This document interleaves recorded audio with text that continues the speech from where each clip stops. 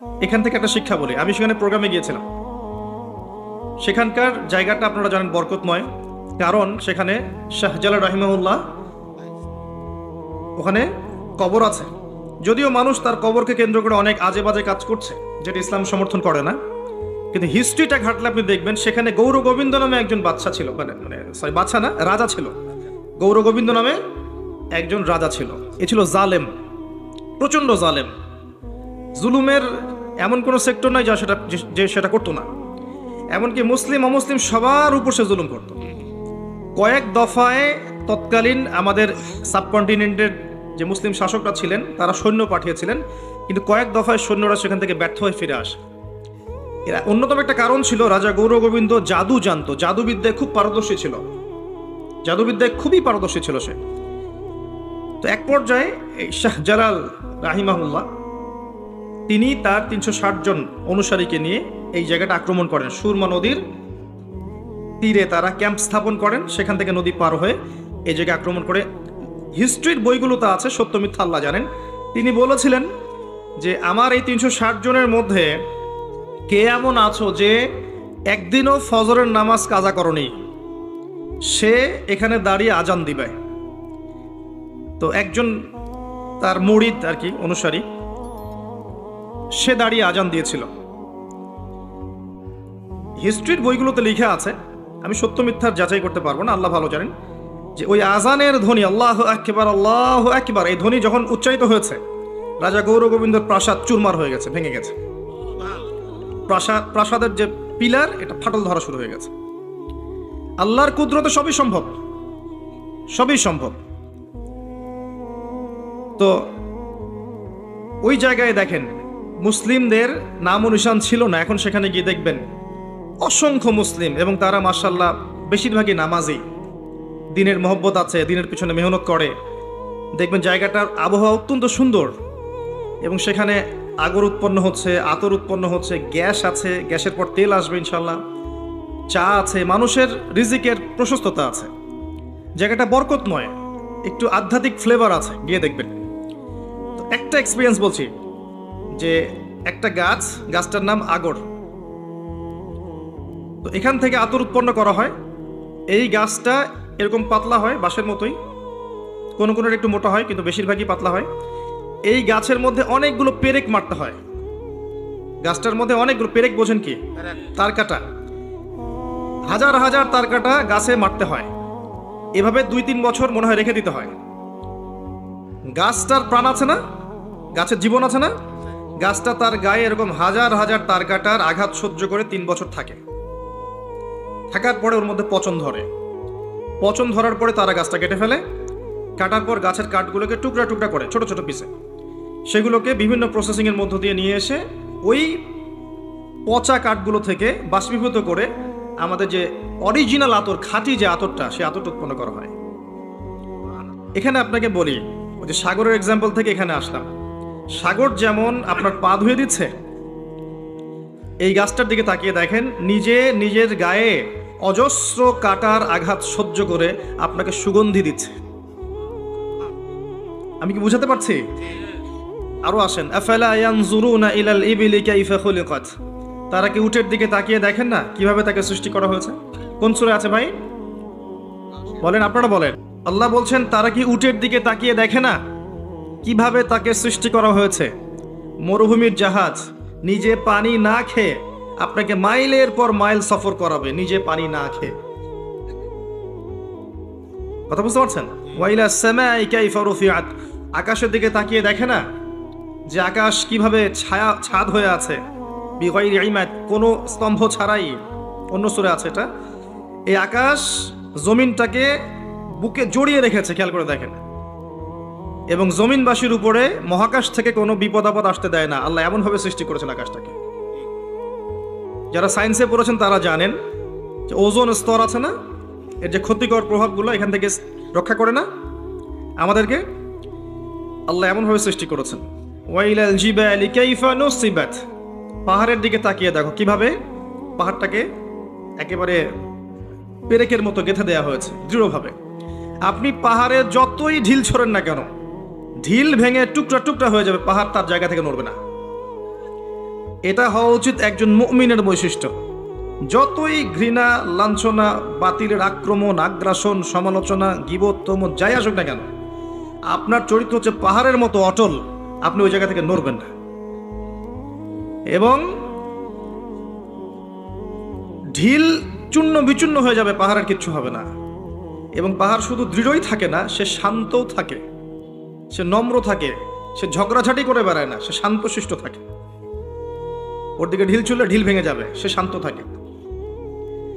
ওয়াইলাল আরদি কাইফা সুতিহাত, জমিনের দিকে তাকিয়ে দেখো জমিনকে কেমন করে প্রশস্ত করা হয়েছে, বিছানার মতো।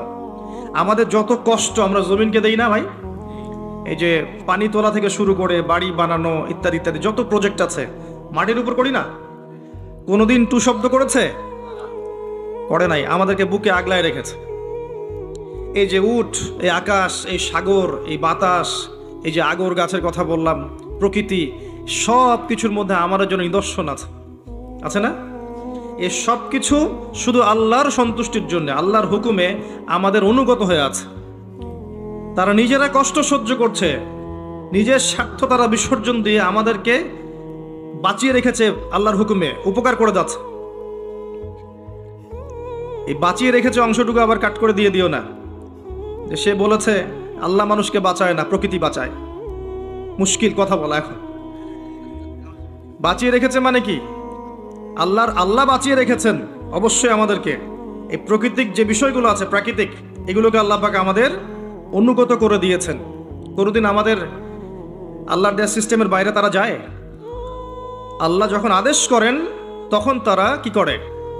তখন তারা দেখবেন মানুষের যদি শার বা ক্ষতি হওয়ার কোনো হুকুম আল্লাহ করে দেন, আল্লাহ যদি বলেন যে পাহাড় ধস হয়ে যাবে, পাহাড় ধস হয়ে যাবে। সাগরকে যদি বলেন যে তুমি জলোচ্ছ্বাস দাও, সাগর জলোচ্ছ্বাস দিবে। যদি আকাশকে বলেন বৃষ্টি বন্ধ করে দাও, বৃষ্টি বন্ধ হয়ে যাবে, হবে না? জমিনকে বলেন যে পানি, তোমার নিচের পানি স্তর নিচে নেমে যাক, নিচে নেমে যাবে। আল্লাহ যদি বলেন কুন ফায়াকুন। তো আল্লাহ পাক যখন এদেরকে আদেশ করবেন আমাদের বিপক্ষে যাওয়ার, তখন তারা যাবে। আদারওয়াইজ তারা আমাদের কল্যাণকামী, উপকার করতে থাকবে। নিজের স্বার্থ বিসর্জন দিয়ে হলেও তারা আমাদের স্বার্থটা দেখবে। আল্লাহ এমনভাবে ওদেরকে সৃষ্টি করেছেন। খেয়াল করে দেখেন, তারা সবাই কিন্তু অহংকার মুক্ত। আছে অহংকার? আর যে মানুষের জন্য এত কিছু, তার কলিজার মধ্যে দেখেন কত অহংকার। আর অহংকারটা কি? একটু সাহাবী জিজ্ঞেস করেছিলেন, ইয়া রাসূলুল্লাহ সাল্লাল্লাহু আলাইহি ওয়াসাল্লাম, কেউ যদি চায় তার পোশাকটা সুন্দর হোক, জুতা সুন্দর হোক, এটা কি অহংকারের নিদর্শন? নবীজি বলেছেন, না, এটা অহংকারের নিদর্শন নয়। অহংকার হচ্ছে আল্লাহর সত্যকে প্রত্যাখ্যান করা এবং মানুষকে, অন্য মানুষকে তুচ্ছ তাচ্ছিল্য করা। এ হলো অহংকারের ডেফিনেশন। আল্লাহর সত্য কি? এই যে আল কোরআন এবং সুন্নাহ, আল্লাহর হুকুম আহকাম, এগুলোকে সে অস্বীকার করছে, প্রত্যাখ্যান করছে। এটা হচ্ছে অহংকারী নিদর্শন। একটা হচ্ছে অন্য মানুষকে তুচ্ছ তাচ্ছিল্য করছে, নিজে অনেক সুপিরিয়র ভাবছে, অন্যরা হচ্ছে তেলা পোকা, ককরোচ এরকম মনে করছে আর কি। এরকম মেন্টালিটি ছিল ইবলিসের। এই কারণে আল্লাহ পাক তাকে অভিশপ্ত করেছেন, চিরস্থায়ী লানত করে দিয়েছেন। আদম আলাইহিস সালাম এমন ছিলেন না। তিনি কি করেছেন? ফাতালাক্কা আদামু মির রাব্বিহি কালিমাত ফাতাবা আলাইহি। তিনি ভুল করে ফেলেছেন, কিন্তু তারপরে তওবা করে আবার আল্লাহর দিকে ফিরে এসেছেন। তিনি কোন দোয়া পড়েছিলেন ভাই? রব্বানা যালামনা আনফুসানা ওয়া ইল্লাম তাগফির লানা ওয়া তারহামনা লানাকুনান্না মিনাল খাসিরিন। আমিন ইয়া রাব্বাল আলামিন। এবার আসেন যে আল্লাহ রাব্বুল আলামিন এই মহাবিশ্ব, এই প্রকৃতি, মানুষ, আসমান, জমিন, চন্দ্র, সূর্য ইত্যাদি কি খেলার ছলে সৃষ্টি করেছেন ভাই? হাসি তামাশা করে সৃষ্টি করেছেন? নিশ্চয় আল্লাহ পাকের কোন উদ্দেশ্য আছে, আছে না? আছে। আল্লাহ পাক একা ছিলেন, কিচ্ছু ছিল না, কথা ঠিক আছে? হুয়াল আউয়ালু, আল্লাহ পাক প্রথম, তার আগে কিছু ছিল? আচ্ছা। এরপর আল্লাহ পাক সৃষ্টি করলেন কি? কলম। কি সৃষ্টি করলেন? কলমের আগে হচ্ছে আরশ। কলমের আগে আরশ, এবং তার কানা আরশুহু আলাল মা, তার আরশটা ছিল কিসের উপরে? পানির উপরে। আল্লাহ পাক এরপর সৃষ্টি করেছেন কলম। সৃষ্টি করে বলেছেন উকতুব, তুমি লিখো। কলম বলেছে মাযা আকতুব, আমি কি লিখবো? আল্লাহ বলছেন কিয়ামত পর্যন্ত যা যা হবে সব লিখে ফেলো। লাওহে মাহফুজের মধ্যে পুরো হিস্ট্রির শুরু থেকে শেষ পর্যন্ত কি হবে সব লেখা আছে, একদম টু দ্য পয়েন্ট লেখা আছে। আপনি চাইলেও আপনার তাকদীর, এর মৌলিক বিষয়গুলো পরিবর্তন করতে পারবেন না। পারবেন? কার হাতে এটা? আল্লাহর হাতে। এখানে একটা কথা বলি, এখনকার এই যে বিজ্ঞান যুক্তি দর্শন, এরা কি তাকদিরে বিশ্বাস করে? করে না। আর তাকদির হচ্ছে ইমানের 6 পিলারের এক পিলার। কেউ যদি তাকদিরে বিশ্বাস না করে সে কি ইমানদার হবে? হবে না। আপনার শিক্ষার মধ্যে কুফরি আছে। শিক্ষা ব্যবস্থা শিখাচ্ছে যে পরীক্ষা নিরীক্ষা যুক্তি দর্শন বিজ্ঞান দিয়ে কিছু প্রমাণ করতে না পারলে সেটা জ্ঞান নয়, তাই না? এটা শিখাচ্ছে না? তো আল্লাহকে আপনি ল্যাবে প্রমাণ করতে পারছেন না, মালায়েকা ফেরেশতাদেরকে আপনি ল্যাবে প্রমাণ করতে পারছেন না, তারপরে আসমানি কিতাবগুলো আগেরগুলো আপনি দেখেননি, চাক্ষুষ দেখেননি, নবী রসুলদেরকেও দেখেননি, তাই না? পরকালের যে আপনার কবরের আযাব, ইল্লিন, সিজ্জিন, যে মিজান, যে পুলসিরাত, জান্নাত জাহান্নাম দেখেছেন? এগুলোকে ল্যাবে প্রমাণ করতে পারবেন? এই যে তাকদির, ভাগ্য, ল্যাবরেটরিতে বসে প্রমাণ করা যাবে? তাদের মতে পরীক্ষা নিরীক্ষা পর্যবেক্ষণের মাধ্যমে প্রমাণ না করতে পারলে সেটার গ্রহণযোগ্যতা নেই। আমাদের ইমানের যে মূলনীতি, এগুলো আল্লাহ, কিতাব, আসমানি কিতাব, রসুলগণ, পরকাল, মালায়েকা, এই যে 6টা পিলার তাকদীর, প্রত্যেকটাই কিন্তু গায়েবে বিশ্বাস, অদৃশ্যে বিশ্বাস। দেখি নাই আল্লাহকে, বিশ্বাস করি না? আর মালায়েকা দেখি নাই, বিশ্বাস করি না? জিনকে দেখেছেন? বিশ্বাস করেন না? রূহ বা আত্মাকে দেখেছেন? বিশ্বাস করেন না? কবরের আযাব, জান্নাত জাহান্নাম, মিজান, পুলসিরাত, এগুলো বিশ্বাস করেন না? এগুলো যেগুলো আমরা বিশ্বাস করি সেগুলো সব গায়েব না, অদৃশ্য নয়? আলিফ লাম মিম যালিকাল কিতাব লা রাইবা ফি হুদাল লিল মুত্তাকিন আল্লাযীনা ইউমিনুনা বিল গায়ব। এই যে যারা গায়েবের প্রতি বিশ্বাস করে তারাই তো মুত্তাকি, তাই নয় কি? আর এই বইটা মুত্তাকিদের জন্য। তো মুত্তাকি হতে হলে, ইমানদার হতে হলে আমাকে গায়েবে বিশ্বাস করতে হচ্ছে। আর তারা বলছে গায়েবে বিশ্বাস করলে আপনি মৌলবাদী। কথা বুঝতে পারছেন এবার? যেহেতু এগুলো মৌলিক বিষয়, ফান্ডামেন্টাল বিষয়, যেগুলো আপনি পরীক্ষা নিরীক্ষা যুক্তি দর্শন দিয়ে প্রমাণ করতে পারছেন না, তারপরেও বিশ্বাস করছেন, তাহলে আপনি একজন মৌলবাদী তাদের মতে। এই হলো একটা সংজ্ঞা ওদের। আর আমরা বলছি যে আমরা যতক্ষণ পর্যন্ত এই 6টা পিলারে বিশ্বাস করছি না ততক্ষণ মুমিনই হতে পারছি না, মুসলিমও হতে পারছি না। মুত্তাকি মুহসিন হওয়া তো অনেক দূরের কথা। তাই একজন ফান্ডামেন্টালিস্ট না হলে আমি পরিপূর্ণ মুসলিমই হতে পারবো না। তাই প্রত্যেকটা মুসলিমকে মৌলবাদী হতেই হচ্ছে, তাই নয় কি? তো এই শব্দটা ভালো না খারাপ? ভালো শব্দ, ভালো শব্দ অবশ্যই। কারণ ফান্ডামেন্টাল বিষয়গুলোতে বিশ্বাস না করলে আমি তো মুসলিমই হতে পারবো না। তাদের বিষয়গুলো একটা সমস্যায় ভোগে, সেটা হচ্ছে যে জ্ঞান আল্লাহর পক্ষ থেকে এসেছে এটা তারা বিশ্বাস করতে চায় না। জ্ঞান যে আল্লাহর পক্ষ থেকে এসেছে এটা তারা বিশ্বাস করতে চায় না। আমরা কোরআনে দেখছি আল্লাহ পাক বলছেন ওয়াআল্লামা আদামাল আসমাআ কুল্লাহা। আল্লাহ পাক আদম আলাইহিস সালামকে সমস্ত নাম শিক্ষা দিয়েছেন। আদম আলাইহিস সালাম জানতেন না? জানতেন না। ওয়াআল্লামাল ইনসানা মা লাম ইয়ালাম, মানুষকে সেই জ্ঞান শিক্ষা দিয়েছেন যা মানুষ জানতো না। আদম তুমি বলে দাও নামগুলো কি, তিনি বলে দিলেন। মালায়েকাদেরকে বললেন বলো নামগুলো কি, তিনি বলতে পারলেন না, তারা বলতে পারলেন না। লা ইলমা লানা ইল্লা মা আল্লামতানা, আমাদের সেই জ্ঞান নাই, যতটুকু আপনি শিখিয়েছেন অতটুকু জানি। তার মানে বুঝতে পারলাম জ্ঞান কার কাছ থেকে আসে। সূরা কাহফ পড়েন 29 নম্বর আয়াতে আল্লাহ পাক বলেছেন ওয়াকুলিল হাক্কু মির রাব্বিকুম, হক সত্য মিথ্যার মানদণ্ড কার পক্ষ থেকে আসে? ফালা তাকুনান্না মিনাল মুমতারিন, সূরা বাকারায় আছে, সন্দেহবাদীদের অন্তর্ভুক্ত হয়ো না। আল হাক্কু মির রাব্বিক। তো আমাদের সংজ্ঞা হচ্ছে জ্ঞান, সত্য মিথ্যার মানদণ্ড, ন্যায় অন্যায়ের মানদণ্ড, ভালো মন্দের মানদণ্ড কার পক্ষ থেকে আসে? আল্লাহর পক্ষ থেকে আসে। এটা অবনত চিত্তে, বিনা যুক্তি, বিনা তর্ক, বিনা বিজ্ঞানে মেনে নেওয়ার নামই হচ্ছে ইসলাম। এখানে যুক্তি বিজ্ঞান দর্শন পরের সাবজেক্ট, আগে আত্মসমর্পণ, তার নাম ইসলাম। ইয ক্বালা লাহু রাব্বুহু আসলিম, যখন ইব্রাহিমকে তার রব বলেছিলেন, যখনই বলেছেন আত্মসমর্পণ করো, ক্বালা আসলামতু লিরাব্বিল আলামিন, তিনি সাথে সাথে বলেছেন আমি এই জগৎ সমূহের রবের কাছে আত্মসমর্পণ করলাম। ইব্রাহিম তোমার সন্তান এবং স্ত্রীকে রেখে আসো ওই মরুভূমিতে। ইব্রাহিম আলাইহিস সালাম বললেন না, কি জন্য রেখে আসবো, এটা তো সাইন্টিফিক না, কোন যুক্তিতে কোন দর্শনে রেখে আসবো, ওখানে পানি নাই মানুষ নাই, কি জন্য রেখে আসবো? ওই যে ইবলিস যেমন বলেছিল আমি কেন সেজদা করব, ও তো মাটির আমি তো আগুনের। ইব্রাহিম এটা বলেছেন? ইয ক্বালা লাহু রাব্বুহু আসলিম, আত্মসমর্পণ করো, বলেছেন আসলামতু, আমি আত্মসমর্পণ করলাম। এর নাম ইসলাম। আমি কি ইসলাম বোঝাতে পারছি ভাই? হ্যাঁ। এরপরে আসেন ইসলামের প্রত্যেকটা বিষয় আপনি এগুলো দিয়ে প্রমাণ করতে পারবেন, কিন্তু সেই জ্ঞান আপনার থাকতে হবে। ওই যুক্তি, ওই বিজ্ঞান, ওই দর্শনের জ্ঞান আপনার থাকতে হবে। কিন্তু ওই সব মানুষকে আল্লাহ পাক সেই জ্ঞান দেননি। সব মানুষকে আল্লাহ পাক সেই জ্ঞান দেননি। প্রত্যেকটা বিষয়, ইসলামের প্রতিটা বিষয়, রূহ, আপনার যে কবরের আযাব, জান্নাত, জাহান্নাম, মিজান, পুলসিরাত, সবকিছুই জ্ঞানের আওতায় আনা সম্ভব, কিন্তু আল্লাহ পাক সেই জ্ঞান মানুষকে দেননি পৃথিবীতে। দিলে তো আর পরীক্ষা থাকতো না। কি জন্য এসেছেন এখানে? পরীক্ষা। মানে সব যদি চোখে দেখেন, আল্লাহকে চোখে দেখছেন, কে না নামাজ পড়বে, তাই না? এমন কেউ আছে নামাজ পড়তো না? এটাই তো পরীক্ষা, আল্লাহকে দেখবেন না তারপরেও আপনাকে নামাজ পড়তে হবে। কবর তো দেখেননি আযাব কেমন হয়, তারপরে ভয় রাখতে হবে, হ্যাঁ কবরের আযাব আছে। মিজান দেখিনি, পুলসিরাত দেখি নাই, পুলসিরাত পার হতে হবে, ভয় রাখতে হবে। দেখলে তো অবশ্যই আমল করতেন। লিনাবলুয়াকুম আইয়ুকুম আহসানু আমালা, এজন্যই তো সৃষ্টি করেছেন আল্লাহ পাক। তো এটাই হচ্ছে টেস্ট, যেটা ওই পশ্চিমা দর্শন এবং ওদের অনুসারীরা বুঝতে পারে নাই। এখানে ইসলামের মূলনীতি হচ্ছে এই যে আমরা গায়েবে বিশ্বাস করি, না করা পর্যন্ত আমরা মুসলিম হতে পারছি না। আল্লাহ পাক এবার আদম এবং হাওয়া আলাইহিস সালামকে সৃষ্টি করে জান্নাতে রেখে পরীক্ষা নিয়ে দুনিয়াতে পাঠিয়েছেন। দুনিয়াতে পাঠিয়ে আল্লাহ পাক একটা মূলনীতি দিয়েছেন, এটা ভালো করে বোঝেন। আল্লাহ পাক মূলনীতি দিয়ে পাঠিয়েছেন। সূরা বাকারা আয়াত নাম্বার 38-39, কুল নাহবিতু মিনহা জামিআ, আল্লাহ পাক বলছেন তোমরা এখন পৃথিবীতে নেমে যাও।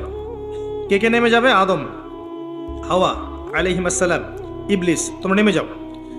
ফাইম্মা ইয়াতিয়ান্নাকুম মিন্নী হুদান, তোমাদের কাছে আমার পক্ষ থেকে হেদায়েত আসবে।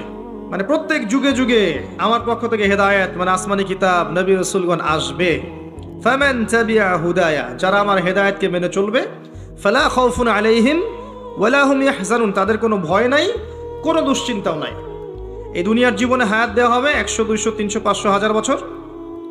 আগে তো ছিল 1000 বছর, এখন না হয় আমাদের 100-র কম গড়াইও আর কি।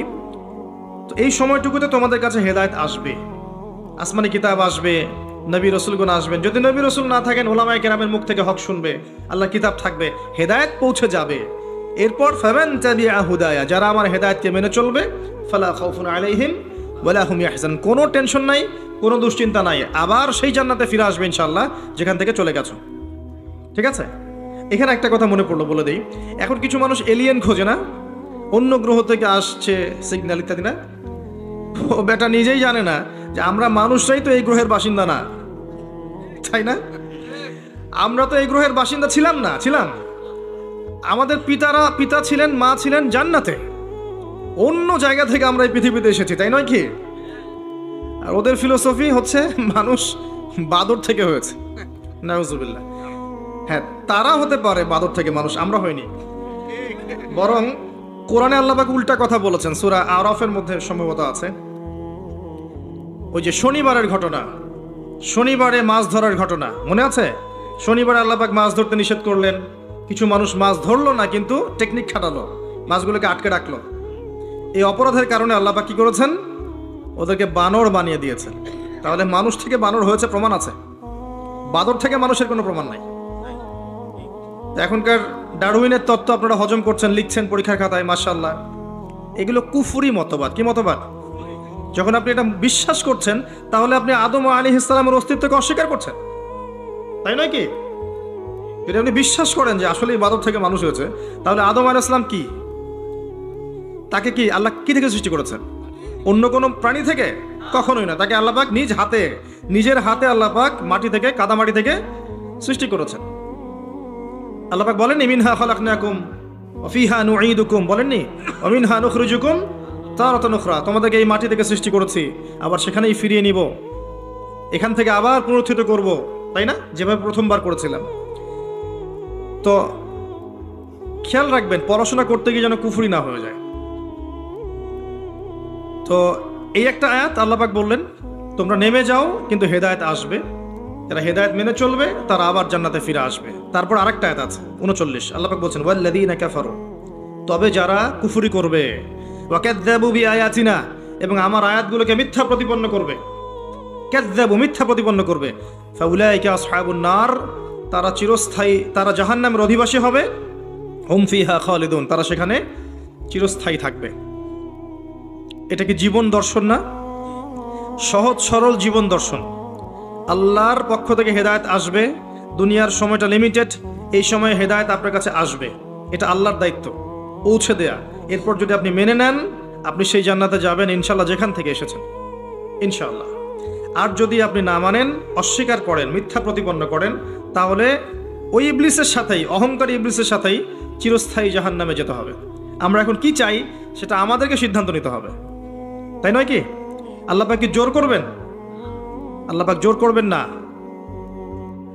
কুলিল হাক্কু মির রাব্বিকুম ফামান শাআ ফালইউমিন, যার ইচ্ছা হয় সে ঈমান আনুক, ওয়া মান শাআ ফালইয়াকফুর, যার ইচ্ছা হয় অস্বীকার করুক। আল্লাহ দুনিয়াতে আযাব দিতে পারেন, বিপদ আপদে ফেলতে পারেন, শাস্তি দিতে পারেন, চিরস্থায়ী জাহান্নাম দুনিয়াতে দিবেন না, দিবেন? আল্লাহ ফিরে আসার সুযোগ দিবেন। আর আল্লাহ আরো বলেছেন ওয়া হাদাইনাহুন নাজদাইন, আমি দুইটা পথ দেখিয়ে দিয়েছি। অন্য সূরায় আল্লাহ পাক বলেছেন ইম্মা শাকিরা ওয়া ইম্মা কাফুরা, ইচ্ছা হলে তুমি কৃতজ্ঞ হও, ইচ্ছা হলে অকৃতজ্ঞ হও। লা ইকরাহা ফিদ্দিন, দিনে কোনো জবরদস্তি নেই, ঘাট ধরে কাউকে ইসলাম কবুল করাতে হবে না, হবে? আল্লাহ পাক চান্স দিয়েছেন এই সময়টুকুতে। এবার আসেন যে প্রত্যেক যুগে যুগে আল্লাহ পাক কি তার পক্ষ থেকে নবী রাসূল পাঠাননি? আসমানি কিতাব পাঠান নাই? নূহ আলাইহিস সালাম 950 বছর দাওয়াত দিয়েছেন, তার কাছে আল্লাহর কিতাব আসেনি? 950 বছর দাওয়াত দেওয়ার পরে কিছু মানুষ ইসলাম কবুল করেছে, কিছু বেশিরভাগ মানুষই করে নাই। যে বেশিরভাগ মানুষ করেনি, আল্লাহ পাক তাদেরকে ডুবিয়ে দিয়েছেন না? আর নূহ আলাইহিস সালামকে এবং তার সঙ্গী সাথী সহ নাজাত দিয়েছেন, উদ্ধার করেছেন, করেননি? একই সুন্নাহ। আদ জাতির কাছে যান, বড় বড় দেহের যারা ঈমান এনেছে আল্লাহ পাক উদ্ধার করেছেন, ঈমান আনে নাই দুনিয়ায় দুনিয়াতেও লাঞ্ছিত করেছেন, পরকালেও চিরস্থায়ী জাহান্নামে পাঠাবেন। সামুদ জাতি, সালেহ আলাইহিস সালাম, একই কাহিনী। যারা ঈমান এনেছে আল্লাহ পাক উদ্ধার করেছেন, ঈমান আনে নাই ধ্বংস করে দিয়েছেন। কওমে মাদিয়ান, শুআয়ব আলাইহিস সালামের কওম, একই ঘটনা।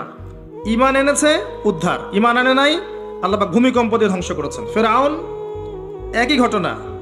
দাওয়াত দেওয়া হয়েছে, মুজিজা দেখানো হয়েছে, বারবার সতর্ক করা হয়েছে, ফিরআউন শোনেনি, পাল্টা ধাওয়া করেছে, লোহিত সাগরে আল্লাহ পাক একত্রিত করেছেন, মুহূর্তে ডুবিয়ে দিয়েছেন, শেষ। আর মূসা আলাইহিস সালামকে উদ্ধার করেছেন। একটা কথা এখানে বলি, আল্লাহ পাক যেভাবে লোহিত সাগরে মূসা আলাইহিস সালামের বিপক্ষে এই যে ফেরাউন এবং তার অনুসারীদেরকে একত্রিত করেছিলেন এবং একত্রিত করে আল্লাহ পাক সদল বলে ডুবিয়ে দিয়েছেন, ঠিক একই সুন্নাহ আল্লাহ পাক আবারও ভবিষ্যতে করবেন আরেকবার ইনশাআল্লাহ। এমন হাদিস এসেছে যে একজন ব্যক্তি পানি খাওয়ার জন্য গ্লাস নিবে, পানি খাওয়ার আগে কিয়ামত মুহূর্তে। বেচাকেনা করার জন্য কাপড় খুলবে, দামাদামি করতে করতে কিয়ামত। ঘোড়ার কি বলে অশ্ব শাবক ঘোড়ার বাচ্চাগুলোকে পানি খাওয়াতে নিয়ে যাবে, ফিরিয়ে আনতে আনতে কিয়ামত। মানে বাসায় ফিরে গিয়ে আহাল পরিবারের সাথে মিট করবে, সুযোগটা পাবে না। এখন তো বিপদ আপদ আসলে সতর্কতার সংকেত আসে না, যে চলে যান, নিরাপদে যান, এটা করেন সেটা করেন, যাররা পরিমাণ সময় পাবে না। আল্লাহ পাক এমন মালায়েকা সৃষ্টি করেছেন যার এক ফুৎকারে পুরো মহাবিশ্ব ধ্বংস হয়ে যাবে ইনশাআল্লাহ। এটা হচ্ছে পৃথিবীর সামনের ভবিষ্যৎ। আর আমাদেরকে ওই যে অন্ধকারের পথযাত্রী যারা আলোর সংজ্ঞা শেখায়, ওরা বলে যে না, পৃথিবীর পরে আমরা মঙ্গলে গিয়ে থাকবো, তারপরে অন্য একটা গ্রহে গিয়ে থাকবো, অমুক গ্রহে পানি পাওয়া গেছে, ওখানে যাব। মানুষকে রঙিন স্বপ্ন দেখায়, কারণ ওরা হয়তো বুঝে ফেলেছে যে পৃথিবীতে আমরা আর বেশি দিন নাই। যা শুরু করেছি ওয়ার্ল্ডে, আমরা নিজেরাই পৃথিবীটা ধ্বংস করে ফেলি নাকি আল্লাহ ভালো জানে। হতেই পারে একটা যদি পারমাণবিক যুদ্ধ হয় পৃথিবীতে, একটা, আপনি পৃথিবীর পও খুঁজে পাবেন কিনা সন্দেহ আছে।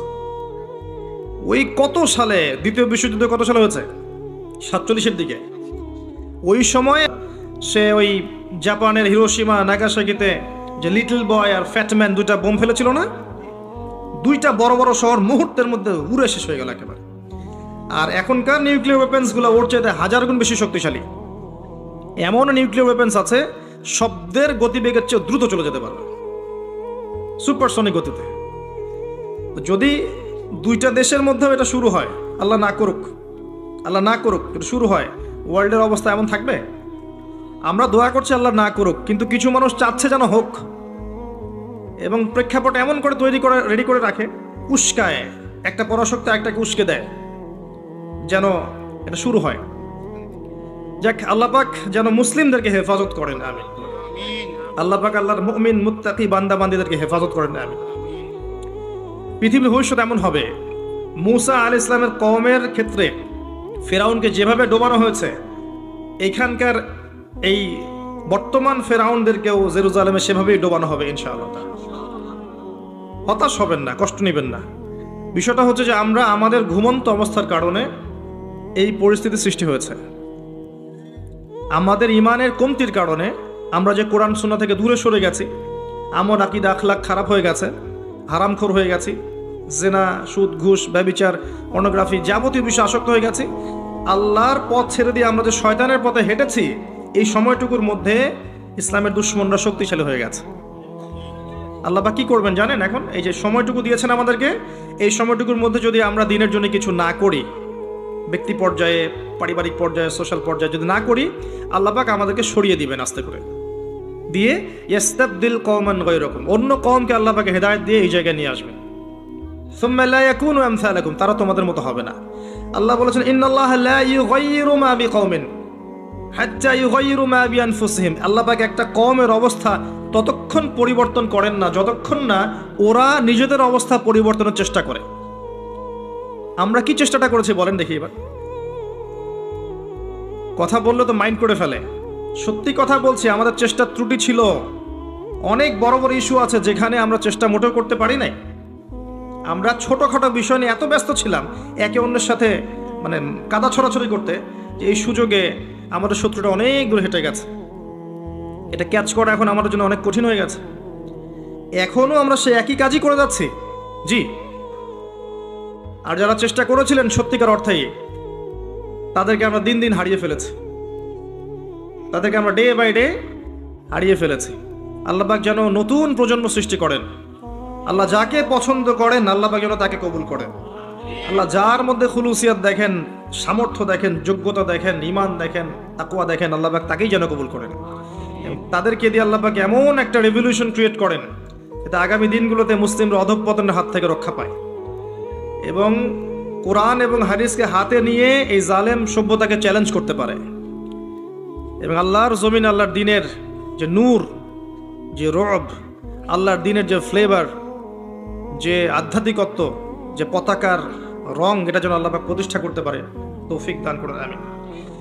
তো আমি বুঝাচ্ছিলাম যে প্রত্যেক যুগে একই সুন্নাহ। মুসা আলাইহিস সালাম এটা বুঝলেন।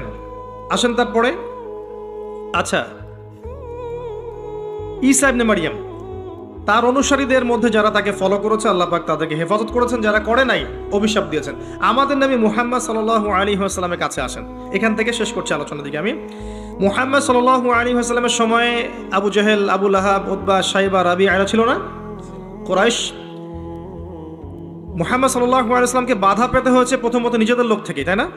নিজের ঘর, নিজের চাচা, নিজের বংশ। এটাই সুন্নাত ভাই, যে কবুলিয়াত যারা পাবে ওদেরকে ঘর থেকেই বাধা দেয়া হয়। বিরোধী শক্তিরা পরে। আমরা কিন্তু দরুদে পড়ি আল্লাহুম্মা সাল্লি আলা মুহাম্মদ ওয়া আলা আলি মুহাম্মদ কামা সাল্লাইতা আলা ইব্রাহিম। কখনো কি চিন্তা করেছেন যে অন্য নবীদের নাম বাদ দিয়ে এখানে ইব্রাহিমের নাম কেন? ভেবেছেন কখনো? একটু দুইজনের জীবনী পড়ে দেখবেন, দুইজনের জীবনীর মধ্যে অনেক মিল আছে। এমনকি আমাদের নবীজি বলেছেন সাল্লাল্লাহু আলাইহি ওয়াসাল্লাম, মেরাজের রাতে আমি যখন আল্লাহর সাথে দিদার সাক্ষাতে গিয়েছিলাম তখন আমি দেখেছি ইব্রাহিম আলাইহিস সালামকে এবং আমার চেহারা ঠিক তার মতোই, তার চেহারা আমার মতোই, চেহারাতেও মিল আছে। ইসলামের ছেলে ইসমাইল আলাইহিস ইসলামের বংশ হচ্ছে আমাদের নবী মুহাম্মদ সাল্লাল্লাহু আলাইহি ওয়াসাল্লাম। আরেকটা বংশ হচ্ছে ওই যে ইসহাক আলাইহিস সালাম, তারপর ইয়াকুব, সেখান থেকে বনু ইসরাইল, দাউদ, সুলাইমান, মুসা, ঈসা, সব এই লেগেসির মধ্যে। তো দুজনের জীবনী পড়ে দেখবেন, দুজনের জীবনীর মধ্যে প্রচুর মিল। নবী মুহাম্মদ সাল্লাল্লাহু আলাইহি ওয়াসাল্লামকে পরিবার থেকে বাধা পেতে হয়েছে, ইব্রাহিম আলাইহিস সালামকেও পেতে হয়েছে। নবী সাল্লাল্লাহু আলাইহি ওয়াসাল্লামকে ধর্ম নেতারা বাধা দিয়েছেন, ইব্রাহিম আলাইহিস সালামকেও দিয়েছেন। নবী সাল্লাল্লাহু আলাইহি ওয়াসাল্লামকে সমাজ থেকে তাড়িয়ে দেওয়া হয়েছে, ইব্রাহিম আলাইহিস সালামকেও হিজরত করে চলে যেতে হয়েছে। নবী সাল্লাল্লাহু আলাইহি ওয়াসাল্লাম ওই যে মূর্তি ভাঙার মানুষ, তাই না? মক্কা বিজয়ের সময় সব ভেঙে ফেলেছিলেন না? ওয়াকুল জাআল হক ওয়া যাহাকাল বাতিল, এটা পড়ে পড়ে সেই প্রেক্ষাপটে ভেঙেছেন। তারপর তার মানে আপনারা আবার অমুসলিমদের মূর্তি ভাঙতে যায় না, ওটা সেই প্রেক্ষাপট নয়। তিনি মক্কা বিজয় করেছেন, ইসলামিক স্টেট কায়েম করেছেন। ইসলামিক স্টেট কায়েম করার পর তিনি তার লিডার, আমির হিসেবে তার ডিসিশন তিনি নিতেই পারেন, এটা তার রাইটস আর আছে। এটা এখানে আপনি খাটাতে পারবেন না, কারণ এটা সেকুলার স্টেট। এখানে কোনো অমুসলিমের অধিকার হস্তক্ষেপ করতে পারবেন না। তারা তার মতো ধর্ম পালন করবে। ইব্রাহিম এর জীবনে গিয়ে দেখেন তিনিও কিন্তু ওই যে মূর্তি ভেঙে দিয়েছে। মানে অনেক মিল আছে, আপনি খেয়াল করে দেখবেন জীবনের প্রতিটা ক্ষেত্রেই ইব্রাহিম এবং মুহাম্মদ সাল্লাল্লাহু আলাইহি ওয়াসাল্লামের প্রচুর মিল আছে। হয়তো বা এই কারণে, আল্লাহ ভালো জানেন, হয়তো বা এই কারণে এখানে নামের মধ্যে পাশাপাশি রাখা হয়েছে। আল্লাহু আ'লাম বিস-সাওয়াব, আল্লাহ পাক ভালো জানেন। এটা অন্য একজন আলেমের ব্যাখ্যা, আমি আমার মুখ দিয়ে করলাম। তো নবী মুহাম্মদ সাল্লাল্লাহু আলাইহি ওয়াসাল্লামের জীবনের দিকে তাকান, দেখেন তাকে এই যে আবু জেহেল, আবু লাহাব, উতবা, সাইবা কেউ মেনে নেয়নি। তাকে সমাজে নির্যাতন সহ্য করতে হয়েছে, গালি মন্দ খেতে হয়েছে, হত্যার চেষ্টা করা হয়েছে, দেশ ত্যাগ করে অন্য জায়গায় হিজরত করতে হয়েছে। কিন্তু আল্লাহ রাব্বুল আলামিন তাকে এবং তার অনুসারীদেরকে কিয়ামত পর্যন্ত কিন্তু চিরঞ্জীব করে রেখেছেন, রাখেন নাই? পক্ষান্তরে তার বিরোধিতা যারা করেছিলেন তাদের কাউকে কি আল্লাহ পাক অস্তিত্ব রেখেছেন? একই সুন্নাত। আমাদের নবী সাল্লাল্লাহু আলাইহি ওয়াসাল্লাম যেই যুগে বাস করতেন, শোনেন, সেই যুগের মধ্যে শিরক ছিল। কি ছিল? শিরক ছিল, সুদ ছিল, জিনা ছিল, মাদকদ্রব্য ছিল, আপনার নারীর অবমাননা ছিল, গোত্রীয় হানাহানি কাটাকাটি ছিল। আপনি এখনকার এই বিশ্বের দিকে তাকিয়ে দেখবেন হুবাহু সেই বিষয়গুলো এখনকার বিশ্বের মধ্যে আছে, হুবাহু সেই বিষয়। পুরো ওয়ার্ল্ড ওয়াইড আপনি শিরক দেখবেন, ওয়ার্ল্ড ওয়াইড আপনি রিবা, সুদ দেখবেন, সারা বিশ্বব্যাপী আপনি মাদক দেখবেন, সারা বিশ্বব্যাপী নারীর অবমাননা দেখবেন, বেহায়াপনা দেখবেন, জিনা দেখবেন, সারা বিশ্বব্যাপী আপনি দেখবেন গোত্রীয় হানাহানি এখন রাষ্ট্রীয় হানাহানিতে রূপ নিয়েছে। একই স্টাইল চলছে। এরকম একটা জায়গায় নবী সাল্লাল্লাহু আলাইহি ওয়াসাল্লামের কাছে এই বইটা নাজিল করা হলো, আল কোরআনুল কারীম। এই কোরআনুল কারীম দিয়ে নবী সাল্লাল্লাহু আলাইহি ওয়াসাল্লাম 23 বছর দাওয়াতি কাজ করলেন। কত বছর? এবার 23 বছর পরের মক্কার দিকে আপনি তাকান, এখানে কোনো শিরক নাই, আছে? কোনো সুদ নাই, মাদক নাই, নারীর কোনো অবমাননা নাই, কোনো অশ্লীলতা নাই, গোত্রীয় হানাহানি কাটাকাটি কিচ্ছু আছে? কিচ্ছু নাই। এই 23 বছর শুধুমাত্র আল কোরআন এবং এর ব্যাখ্যা সুন্নাহ, এই দুইটাকে কাজে লাগিয়ে নবী সাল্লাল্লাহু আলাইহি ওয়াসাল্লাম জাহেলি সমাজকে সোনালী সমাজে পরিণত করলেন। এই এখন আমাকে বলেন, সেই আল্লাহ কি এখন নাই? সেই কিতাব নাই? সেই নবীর সুন্নাহ নেই? তাহলে আজকেও কি সম্ভব ছিল না জাহিলিয়াত দূর করে আলো জ্বালানো? সম্ভব ছিল না? ছিল। কিছু কাজ করতে হতো বা করতে হবে, বলে দেব কি কি? আল্লাহ আমাকে তৌফিক দান করুন, আপনাদের সবাইকেও করার তৌফিক দান করুন। দুইটার দিক বলছি। এক নাম্বার দিক হচ্ছে জ্ঞান অর্জন করতে হবে, জ্ঞান অনুযায়ী আমল করতে হবে, পারিবারিক আদর্শটা ধরে রাখতে হবে, আপনার হালাল রিজিকের ব্যবস্থা করতে হবে, আপনাকে দিনের জন্য নিজের জান মাল সময় শ্রম প্রতিভা দিয়ে দিনের খেদমতে আঞ্জাম দিতে হবে, উম্মার ঐক্যের জন্য আপনাকে চেষ্টা করতে হবে, অর্থনৈতিকভাবে স্বাবলম্বী হতে হবে এবং এমনভাবে ইসলামের দাওয়াত দিয়ে উম্মাকে, দেশকে, জাতিকে, রাষ্ট্রকে ভালো কিছু দিতে হবে যেন আমরা মধ্যম পন্থায় ইসলামের পতাকা নিয়ে এগিয়ে যেতে পারি। এই কাজগুলো করলে আজও সম্ভব, আলো জ্বালানো আজও সম্ভব। আরেকটা কাজ, এই বইটার হক আদায় করতে হবে, আল কোরআনের হক আদায় করতে হবে, বিশুদ্ধ তিলাওয়াত শিখতে হবে। এক নাম্বার কি? বিশুদ্ধ তিলাওয়াত শিখতে হবে। 2 নাম্বার হচ্ছে এর কিছু অংশ হিফজ করার চেষ্টা করতে হবে। 3 নাম্বার এর অর্থটা বোঝার চেষ্টা করতে হবে। 4 নাম্বার এর আদেশগুলো মেনে চলার চেষ্টা করতে হবে। 5 নাম্বার এর সমস্ত নিষেধ বর্জন করার চেষ্টা করতে হবে। আর 6 নাম্বার এর দাওয়াতটা মানুষের ঘরে ঘরে পৌঁছানোর চেষ্টা করতে হবে। পারা যাবে ইনশাল্লাহ? তিলাওয়াত কতটুকু সময় লাগতে পারে ভাই তিলাওয়াত শিখতে? 1 মাস, 2 মাস, 3 মাস, সর্বোচ্চ 3 মাস। 3টা মাস আমরা 1 ঘন্টা করে আল্লাহর জন্য উৎসর্গ করতে পারবো না? 3 মাসে 90 দিন, তাই না? দৈনিক যদি 1 ঘন্টা করে দেন তাহলে 30 ঘন্টা হচ্ছে আপনার, 90 ঘন্টা হচ্ছে আপনার। তো 90 ঘন্টায় কয় দিন হয়? 90 ঘন্টায় কয় দিন হয়? 4 দিনের বেশি বা 4 দিনের মতোই নাকি? 4 দিনের কাছাকাছি, 3 দিন প্লাস 4 দিনের কাছাকাছি। 4টা দিন যদি আপনি আল্লাহর জন্য দিয়ে দেন, উৎসর্গ করেন, এই বই আল্লাহর কিতাব আপনি পড়া শিখে যাবেন। আপনি কি রাজি নাই? মাত্র 4টা দিন আপনি উৎসর্গ করেন আল্লাহর জন্যে। একজন ওস্তাদের কাছে যান, একজন কারির কাছে যান, মাদ্রাসার শিক্ষকের কাছে যান। আর আমার পরামর্শ যে কমই মাদ্রাসার ওস্তাদদের সাথে থাকেন, এটা আমার পরামর্শ। তাহলে আপনি ভালো শিখবেন। আরবি ব্যাকরণ থেকে শুরু করে আপনি কোরআন, হাদিস, ফিকহ, অন্যান্য বিষয়গুলো ভালো শিখবেন ইনশাআল্লাহ। গিয়ে আপনি সুন্দর করে কোরআন পড়া শেখেন, পারবেন না ইনশাআল্লাহ ভাই? শেষ করছি আমি এই 6টা বিষয় বলে শেষ করবো ইনশাআল্লাহ। তিলাওয়াত শিখতে 3 মাস লাগে বলেছি। 3 মাসকে আপনি যদি 90 ঘন্টায় ভাগ করেন, দেখবেন আপনি আপনার জীবনের 4 দিন দিচ্ছেন মাত্র। 4 দিন কোনো আলেমের কাছে যান, মুয়াজ্জিন, ইমাম সাহেব, কওমি মাদ্রাসার শিক্ষক, তার কাছে গিয়ে পড়ে থাকেন, আপনি দেখবেন কোরআন শিখে ফেলেছেন ইনশাআল্লাহ। ডেইলি 1 ঘন্টা করে সময় দেওয়া যাবে না ভাই? যাবে না? 1 ঘন্টা আপনি টেলিভিশন বা ফেসবুক, ইউটিউবিং করে কিন্তু নষ্ট করেন না? 1 ঘন্টার চেয়ে বেশি করেন। আড্ডা মেরে, গল্পগুজব করে, যে দোকানে চায়ের স্টলে বসে আমরা নষ্ট করি না? আমি যদি মারা যাই, এই মানুষগুলোর কেউই আমাকে মনে রাখবে না, যাদের জন্য আপনি এত কিছু করছেন। একটা সময় পর্যন্ত রাখতে পারে, এরপর আস্তে আস্তে মানুষের স্মৃতি থেকে কিন্তু আপনি ভুলে যাবেন। মানুষ কাদেরকে মনে রাখে? যারা পৃথিবীতে ভালো কিছু করে গেছে, এদেরকে মানুষ মনে রাখে, তাই না? কিন্তু আমরা যারা সাধারণ মানুষ, আমাদেরকে কি খুব বেশি মানুষ মনে রাখবে ভাই? রাখবে না। যাদের জন্য আমরা সারা জীবন দিয়ে দিচ্ছি, যে বাড়ি, গাড়ি, টাকা কড়ি, ব্যাংক ব্যালেন্স, এগুলো করছি, দেখা যাবে এগুলো করতে করতে আমাদের হায়াত শেষ, মৌতের 40 দিনের মধ্যে দেখবেন ভুলে গেছে, সম্পত্তি নিয়ে কারাকারি শুরু করে দিয়েছে, করে না?